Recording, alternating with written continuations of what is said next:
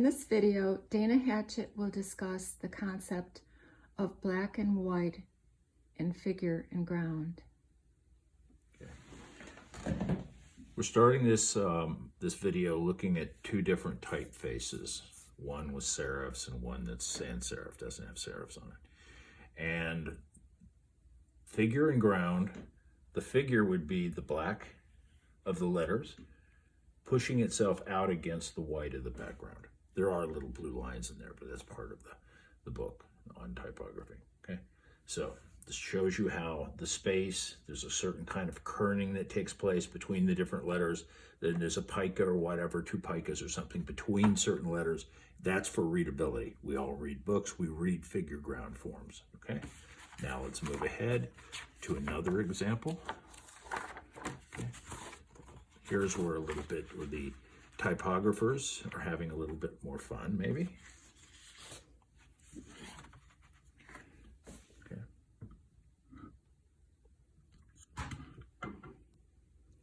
Here the letter forms, the black and white letter forms are creating groupings, little groupings like la, av, tt, im, ty, ci, okay? So now, this is another example of figure and ground, okay? And it's figure and ground, very clear figure and ground of black and white, very high contrast black and high contrast white is an aspect of legibility and readability. Now let's talk about how this progresses into the work of Joseph Albers, okay, who was a professor of design and art at Yale University and the Bajas and Black Mountain College, okay? Now here what's happening between the black and the white is kind of speeded up in a little disconcerting, possibly. Our eyes try to read this. Our eyes try to read this as clearly as our eyes try to read the type that we were looking at before. And in this case, there's a shifting. So there's a balance here where the white is as much a figure here as the black is. And so it switches back and forth. A lot of logo designs utilize this flipping back and forth between dark and light, okay? And it kind of moves around and it has a kind of speed and alacrity. We see it one way, then our mind quickly shifts to read it another way, and it goes back to reading it the first way, and it becomes an experience of observation. Now, let's look what happens when equally sort of contrasting figures are put up against contrasting grounds. We have gradations.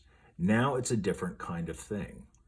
It flows a little more slowly, but it starts to reform itself, at least optically, utilizing the stereoscopic vision, which we all have. It starts to form itself into a kind of amalgamation, a kind of movement, a kind of flow. So let's look again at the contrast between the two. We have hard edge. We started with letter forms to see how they diverge against the background. They're very sharply diverged against the background to a more ambiguous reading of divergent black and white into gray tones. So these, I believe this is starting to explain a little bit about what the context, the difference between figure and ground is. So figure and ground would be a part of our perceptual apparatus in trying to understand the world around us. So Dana, in the letter example, you were saying that the black would be the figure that because we'd also recognize the letters and they're in black on bigger spaces of white, which is the ground. Yeah. And then in the first Joseph Albers example, our eyes struggle to decide what's figure and ground.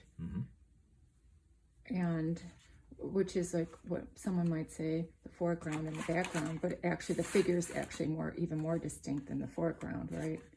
And then in this example, when you add another gradation of color, 2 or 3 grays, yeah. Yeah, there's several grays, white, black. Your eye starts. What does your eye do then? Your eye starts to flow into it and starts to read it in a different manner. It's high contrast, which the world really isn't a lot of high contrast stuff around us.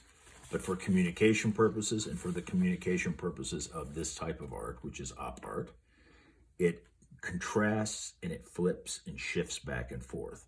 And that's our minds trying to read and process what we're looking at. So that's more of a feature of optical art, is the high level of contrast, almost causing stress for the viewer, right? Yeah, just brief little optical stresses that occur. And so we're taking something from the context of reading letters that contrast with the letters that contrast with the white space behind them and become objects. They become objects that we see. Okay. Is this optical art? This one would be an example of optical art. Now, somebody could look at it and they could see the musical musical clefs here. The reason it would be optical art, and Joseph Albers is very, very interested in optical art, is that because we have two eyes, we have the right eye and the left eye, stereoscopic vision being processed in the mind. We try to process these two together, but because they're so similar to one another and they're right next to one another, they tend to bump up against one another and reform a third element. In our perception. In our perception, yeah.